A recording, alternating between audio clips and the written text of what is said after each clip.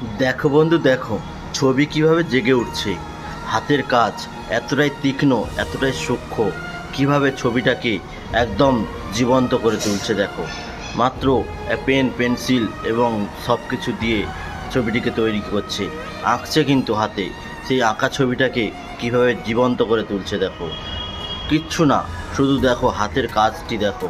আমার তো খুব ভালো লাগছে। তোমাদের যদি ভালো লেগে থাকে অতি অবশ্যই লাইক কমেন্ট শেয়ারটা কিন্তু করতে হবে।